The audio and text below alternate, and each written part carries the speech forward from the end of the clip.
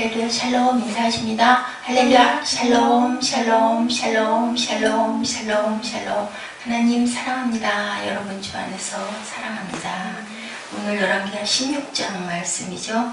유다왕 아하스에 대해서 우상 숭배라는 제목으로 저희들 함께 어떤 우상을 그렇게 많이 끊이지 않고 지금도 마찬가지죠. 지금도 우리는 또 종교뿐만이 아니라 우리가 하나님보다 더 열심을 내는 게 우상이라고 하는데 우상이 아닌 게 없겠어요. 가뜩 잘못하면 우상을 섬기는 꼴이 될 수 있는데 그때 아하스 왕 때 어떤 그 우상들이 그렇게 많았는지 한번 봅니다. 불 가운데로 지나가게 하며 3절에 나아주 이스라엘의 여러 왕의 길로 행하며 또 여호와께서 이스라엘 자손 앞에서 쫓아내신 이방 사람의 가증한 일을 따라 자기 아들을 불 가운데로 지나가게 하며. 아하스 왕이 될 때 나이가 20세였는데 예루살렘에서 16년간 다스렸으나 그의 조상 다윗과 같이 아니하였던 이것. 불 가운데로 지나가는 건요, 몰렉을 이방 신으로 섬길 때 아이를, 특히 장자를, 첫 아들을 갖다가 불에다가 번제를 드리는 그런 아주 무서운 그런 행위. 하나님께서는 이것을 절대 하지 말라고 그렇게 말씀을 하셨는데도 불구하고 레위기 20장 2절에서 5절에도 그런 말씀이 있고요. 열왕기상 11장 7절에도 하나님은 몰렉에게 자녀를 주어 하나님의 이름을 욕되게 하지 말라고 하셨고, 레위기 18장 21절에도요. 이러한 행위를 하는 자는, 그것을 방조하는 자는 백성 중에서 끊으리라 이렇게 말씀하셨는데도 어떻게 자녀를 그렇게 했는지 이 일을 지금 16장 3절에서는 얘기하는 거예요. 아하스 왕도 여기서 떠나지를 않고 이렇게 했다라는 얘기를 합니다. 왜 그런 일을 했을까요? 왜 그런 일을 했을까요? 보니 또 산당들과 작은 산 위와 모두 푸른 나무 아래에 제사를 드리며 아주 산에는 이런 게 빼곡했던 것 같아요. 근데 저도 어렸을 때 산에 가다 보면 뭐 빨간 이렇게 리본 같은 거 매달아 놓고 그죠? 여기저기다 그런 것들이 군데군데 있어요. 조금 으슥한 산에 보면. 비슷한, 같은 민족도 아닌데도 비슷한 산신이 있다고 해서 우리나라 같은 경우에는 그랬는데 여기는 아마 구체적인 그러한 그 몰렉이라는 이방신의 하나라고 하네요. 암몬의 민족신이래. 암몬. 몰렉의 숭배자들은요, 어린아이를 제물로 바쳐 불에 태워 죽이는 사악한 제사 의식을 행했고, 이러한 의식은 특히 예루살렘 남서쪽에 위치한 흰놈의 아들 골짜기 도벳에서 행해졌다라고 열왕기하 23장 10절에도 이렇게 말씀하고 있어요. 아하스 왕과 므낫세 왕의 경우도 자기 아들을 이것을 제물로 지금 나오고 있는 그런 그 왕이죠. 아하스 왕. 자기 아들을 바친 거예요. 솔로몬 왕은 말년에 자기 이방 아내들을 위해서 이런 몰렉신을 섬기는 그런 산당을 많이 지어줬어요. 이런 것 때문에 하나님께 미움을 받았는데도 불구하고 여기도 또 이렇게 산당들을, 또 5절에 보니 그때 아람의 왕 르신과 이스라엘의 왕 르말리아의 아들 베가가 예루살렘에 올라와 싸우려 하여 아하스를 에워쌌으나 능히 이기지 못하더라. 당시 아람의 왕 르신이 엘라스를 회복하여 아람에 돌리고 유다 사람을 엘라스에서 쫓아내었고, 아람 사람이 엘라스에 이르러 거기에 거주하여 오늘까지 이르렀더니, 아하스가 이제 아스루 왕 다글랏 그 빌레셀에게 사자를 보내서 왕의 신복의 왕의 아들이라, 이제 아람 왕과 이스라엘 왕이 나를 친히 청하건대 올라와 그 손에서 나를 구원하소서. 그래서 그것을 들어주죠. 무엇을 받고 금을 받고 보석을 받고, 아스루 왕이 와서 그걸 그 예물을 은금을 내어주니까 청을 듣고 올라와서 다메섹을 쳐서 점령하고 백성을 사로잡고 기르러 옮기고, 그러니까 하는 일이 전부 혼자는 안 되니까 동맹을 맺는데, 저는 이거 읽으면서 그때도 그렇게 지금도 똑같잖아요. 그죠? 누구한테 뭐 청탁하려면 뭐 사업계장에다가 돈 보따리 싸주는 것처럼 나라 안에 있는 작은 일들이 그랬을 것이고, 나라와 나라끼리는 이렇게 은금을 그렇게 주고, 아니면 뭐 탈취하는 귀한 그냥 하나님 성전에 있는 그냥 그런 그 귀한 보석들을 막 내어주고 가까스로 그 죽음을 모면하기도 하고 나라를 건지기도 하고, 또 어떤 그 자기 욕망을 위해서 쓰일 때도 이렇게 이런 식으로 쓰임을 했는데 결국은 뭘까요? 사람이 야망이죠. 욕심이죠. 더 높이 더 많이 빠르게 오늘 사람들의 가슴에 새겨져 있는 똑같은 물량주의로 인한 그런 욕심이라고 저는 생각합니다.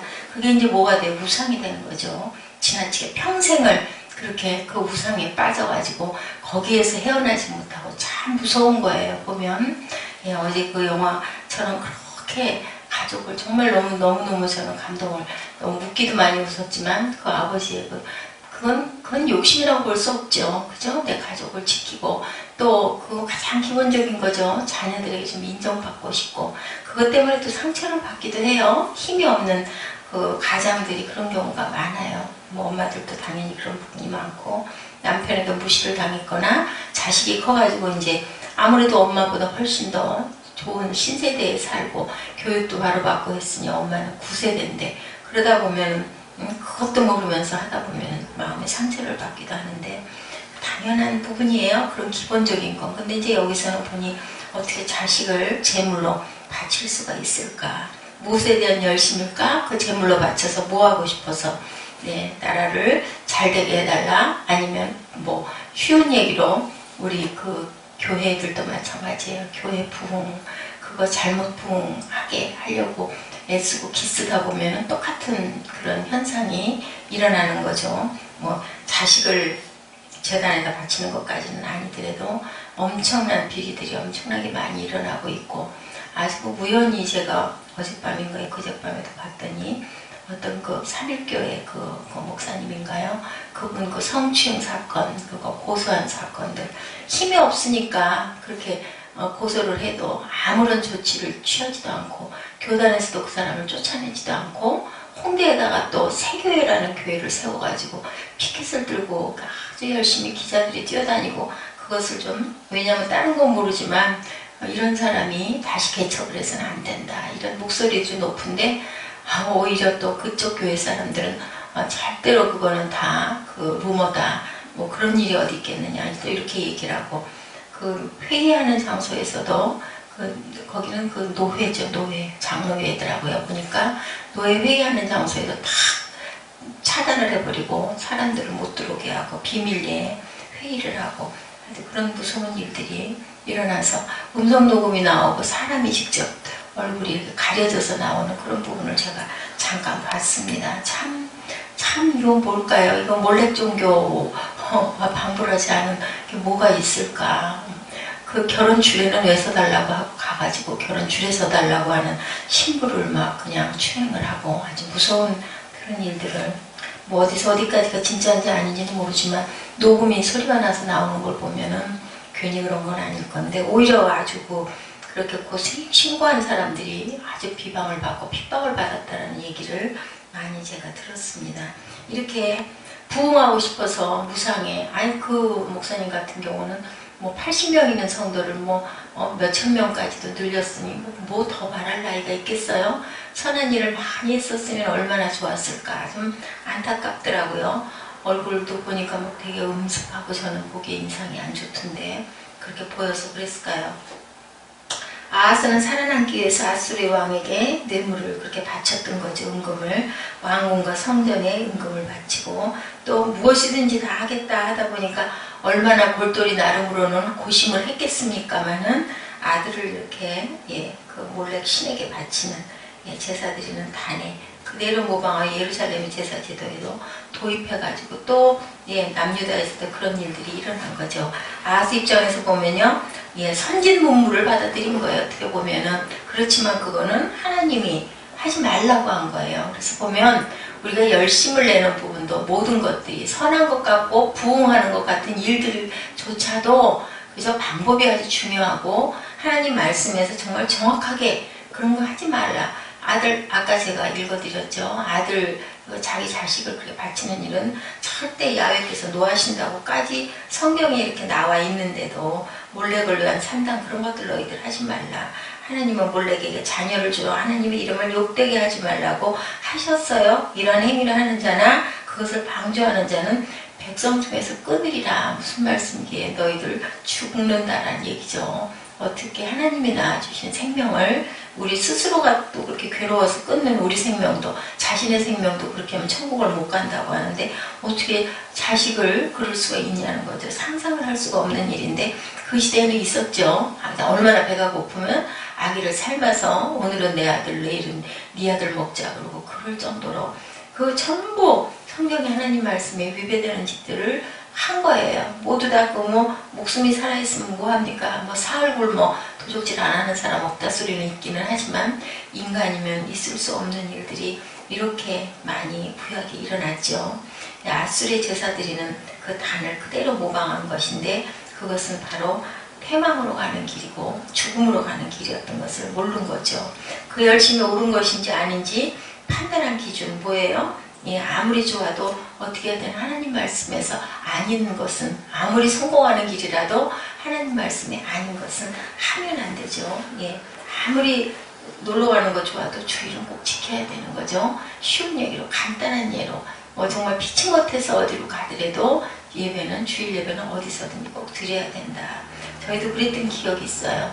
어떻게 하다가 토요일날 갔다가 일요일날 돌아오는 경우에 주일 예배 못 드리잖아요. 그럼 주변에 있는 작은 교회 가가지고 그냥 예배 드리면 돼요. 어디가 됐든 어쩔 수 없죠. 본 예배 본 교회에서 드려야 되지만 1년에 한두 번 어찌하다 못해 피치 못해서 그럴 경우에는 해야 되고 이제 목회자가 됐으니 절대로 그러면 안 되겠지만 평신도였을 때조차도 그런 부분은 정말 마음에 부담을 가져야 되는데 사람의 모든 게 다 부담이죠. 살아가는 것도 어떻게 보면 부담이잖아요. 날 추울 때 몸을 꽁꽁 동이고 다니려고 하는 건 뭔가 좀 답답하죠. 한량하게 편하게 입었으면 좋겠는데 무거운 옷 입고 다니는 거 추우니까 그죠? 살기 위한 모든 것들이 노력해야 되고 부담을 지니고 살 수밖에 없어요. 나를 그냥 정말 집어삼킬 것 같이 몸도 못 유지할 만큼의 그런 무게면은 그거는 안 되겠지만 약간의 부담들은 조금씩은 있어야 긴장도 하게 될 줄로 믿습니다.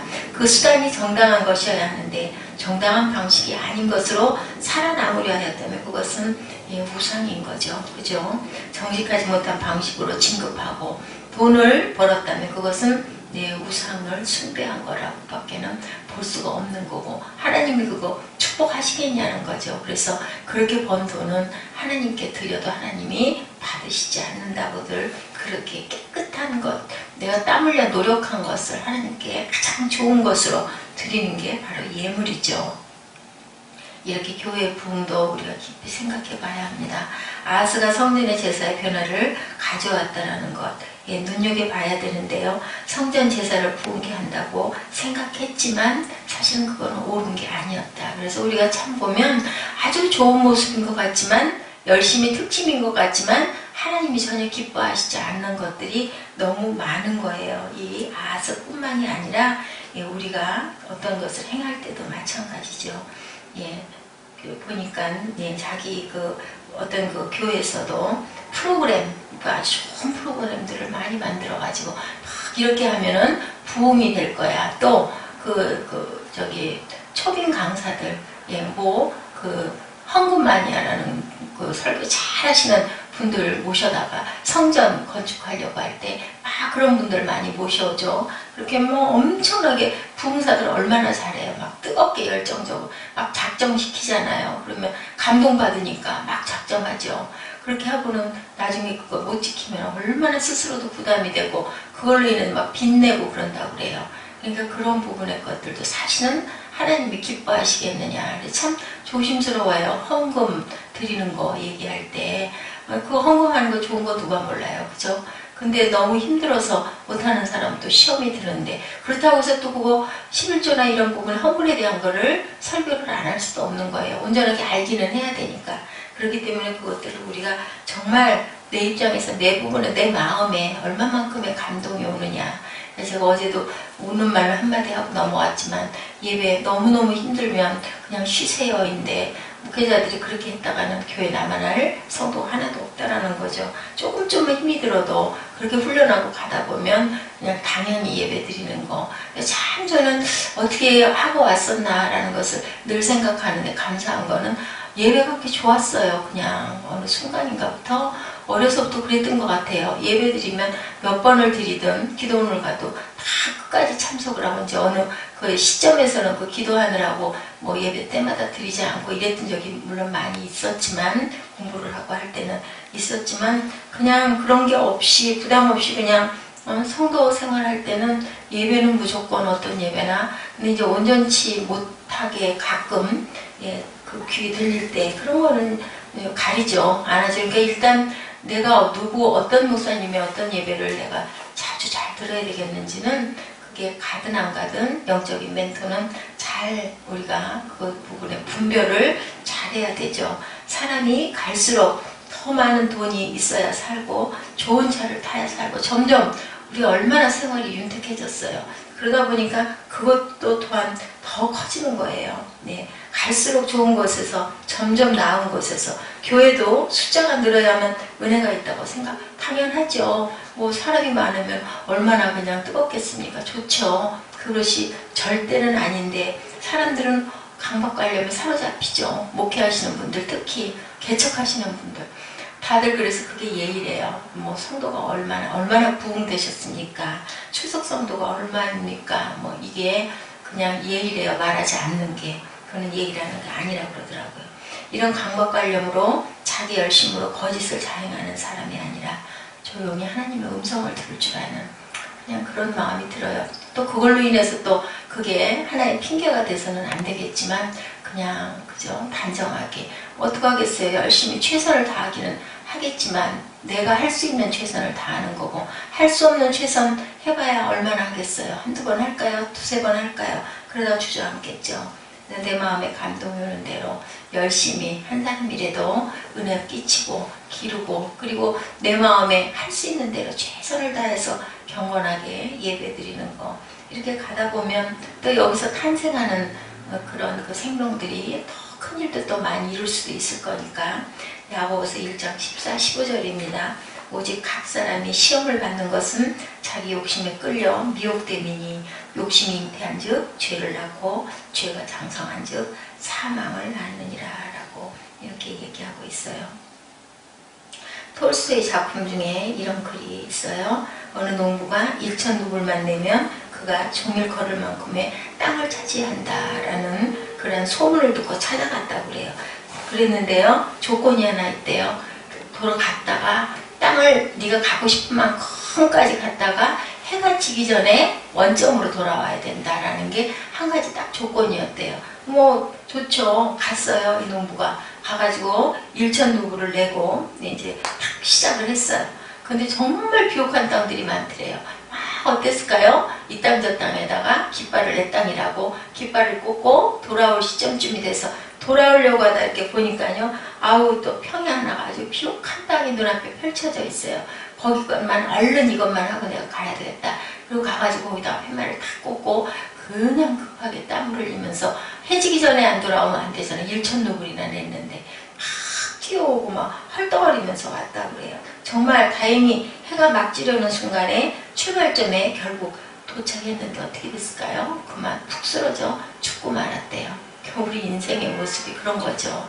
그래서 사람이 너무 욕심을 내면 안 되고 내가 할 수 있는 부분에 최선을 다하되 조금쯤은 우리가 약간 거룩한 부담도 있어야 되겠지만 여유를 가지고 돌아보면서 예, 그래서 결국은 사람들이 괭이로 예, 머리끝에서부터 발끝까지 치수대로 예, 6자의 땅을 팠답니다. 그리고 그 사람을 그 자리에 묻어줬다라는 그러한 그 얘기가 있어요. 예, 우리 인생이 갈 때는 지금 뭐 6자지만 그때는 6자고 지금도 뭐 6자에 장례 치르는 사람 많지만 앞으로는 점점 더 그죠? 네모 조그만한 그 통 하나 그거 하나 그 자리도 아까워가지고 예, 그 아레이 토레이 그 목사님은 어때요? 담벼락에다가 이렇게 해서 본인을 자기 아내하고 벽 그 축대에다가 그냥 이렇게 그 자리에다가 해서 파서 넣었더라고요. 항상 우리는 유혹을 욕심을 따라 썩어져가는 그런 옛사람을 벗어버려야 될 겁니다. 얘 벗었다 하다가도 또 가다 보면 또 다른 부분의 욕심이 또 살아 일어나서 그것이 또 우상이 돼서 거기에 끌려다닐 때가 얼마나 많은지 참 넘치지 않고 그저 너무 또 약하지도 않고 적당한 거 그 중용이라고 그러죠. 우리 그 유교에 나오는 그 중용 그게 제가 생각할 때는 마음 다스리는 것 같아요. 성품을 온전하게 다스릴 줄 알고 내 마음을 잘 다스리고 비워나갈 줄 아는 거. 이 우리가 말할 땐 굉장히 쉬운데 실제는 정말 어려운 일인데요. 이렇게 해갈 때 하나님께 작은 일에 충성하라고 그러죠. 하나님이